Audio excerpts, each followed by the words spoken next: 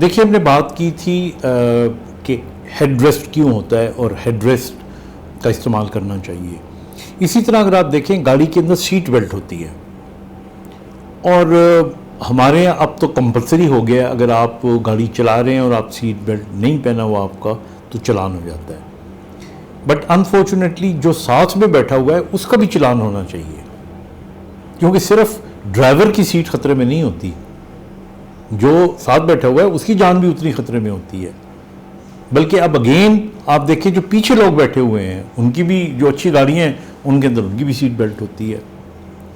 اب یہ بڑی چھوٹے چھوٹے ٹپس ہوتے ہیں جن کو ذہن میں رکھنا چاہیے اور جس کے اندر کبھی بھی اس کو لائٹلی نہیں لینا چاہیے. یہ چھوٹی سی غلطی ہوتی ہے اور ساری عمر کے لیے آپ کا یہ تباہ کر دیتی ہے آپ کو.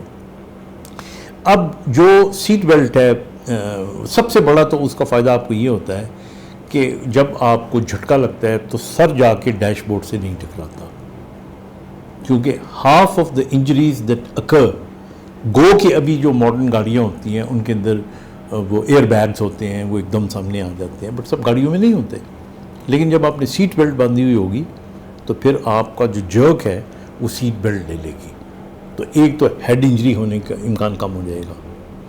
پھر دوسرا اسی طرح اس سیٹ بیلٹ کی وجہ سے جب آپ کی کمر سٹیبل ہوگی تو کمر کے جو موڑوں کی انجری ہوتی ہے جس کو اسپائنل انجری ہم کہتے ہیں، وہ بھی تقریباً ایک اندازے کے مطابق 60 to 70% اس میں ریڈکشن آ جاتی ہے، خاص طور پہ اس وقت جب گاڑی رول کرتی ہے.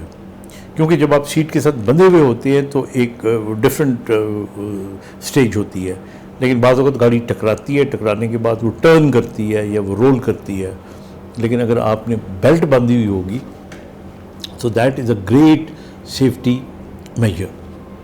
پھر اس کے بعد چلیں مان لیتے ہیں کوئی بہت بڑا جھٹکا نہیں لگا، لیکن جو کمر درد کے پیشنٹس ہیں ان کے اندر ڈسک سلپ ہونے کی ایک وجہ یہ بھی ہوتی ہے، اور اگر معمولی سی ڈسک سلپ ان کی ہے تو اس کے بڑھنے کی ایک بہت بڑی وجہ یہ بھی ہے. اس لیے I think it's very important کہ آپ سیٹ بیلٹ کا استعمال کریں. اور پھر ایک اور بات جو سیٹ بیلٹ سے متعلق نہیں ہے، فرنٹ سیٹ پہ کبھی بچے کو نہ گود میں بٹھائیں. یہ اتنی بڑی غلطی ہم کرتے ہیں.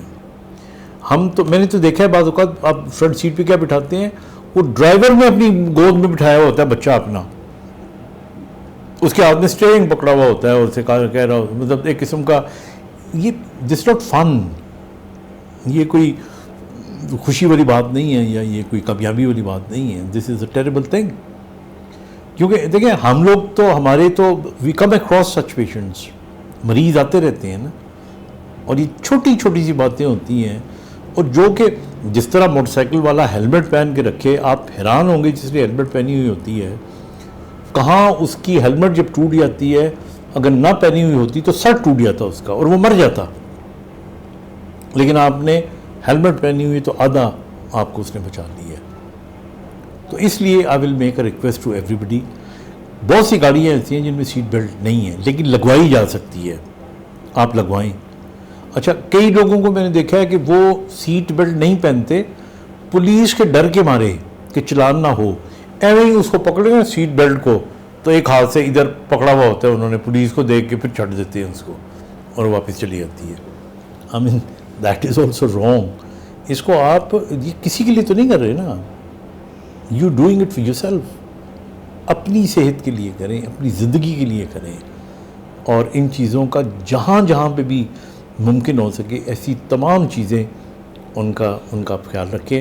اور ایک چیز لاسٹ میں آپ کو بتاتا چلوں کہ دیکھیے زیادہ تر جو ایکسیڈنٹس ہوتے ہیں ان کے اندر گاڑی کی رفتار کا بڑا عمل دخل ہوتا ہے، کیونکہ جتنی رفتار تیز ہوگی اتنا امپیکٹ زیادہ ہوگا، اور امپیکٹ زیادہ ہوگا تو ڈیمیج زیادہ ہوگا. میں تو خود اپنی ذاتی زندگی میں گزرا ہوں اس سے، اور میرا اسپائنل کارڈ انجری بھی پرابلی نہ ہوتی اگر میں نے سیٹ بیلٹ باندھی ہوئی ہوتی.